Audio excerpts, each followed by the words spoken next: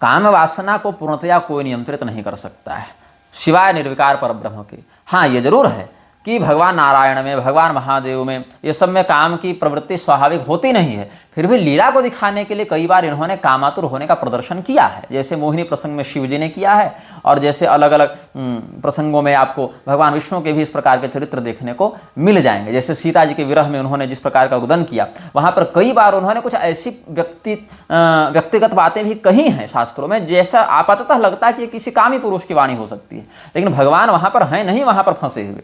भगवान तो वहाँ से सदैव तत्वतः विनिर्मुक्त हैं। वो तो अपनी स्थिति को लोक लीला में दिखा रहे हैं मनुष्य को शिक्षित करने के लिए। और इसका कारण मैं आपको भुसुंडी रामायण में बताऊंगा। भुसुंडी रामायण में प्रश्न आया, भगवान निर्विकार हैं तो फिर क्यों इस प्रकार से कामातुर व्यक्ति के समान विलाप कर रहे थे? तो भगवान ने वहाँ रहस्य बताया है भुसुंडी रामायण में। जहाँ तक मुझे याद है भुसुंडी रामायण के दक्षिण खंड में ये वर्णन मिलना चाहिए कि भगवान जब जानकी जी के साथ विवाहित जीवन में ही रह रहे थे पंचवटी में, तो अगल बगल रहने वाले ऋषि महर्षियों के मन में उनके गृहस्थ जीवन को देखकर ये एक इच्छा होने लगी कि हम भी विवाह कर लेते, हमारा भी घर बसा होता। तो वो तो सन्यासी थे, साधु, भगवान तो विवाहित थे। तो सन्यासियों के मन में गृहस्थ धर्म के प्रति आकर्षण न बने, इसके लिए भगवान जानबूझकर सीता जी के हरण के बाद जोर जोर से उन ऋषियों के आश्रम के निकट जाने पर रोने लगते, चिल्लाने लगते, हे सीते, हे सीते, हे खगमृग, हे मधुकर श्रेणी करने लगते, ताकि लोग समझे कर नहीं नहीं बड़ा कष्ट है भैया, हम तो यहीं सुखी हैं। तो ऋषियों को गृहस्थ धर्म के प्रति आकृष्ट होता देखकर भगवान ने जानबूझकर कहीं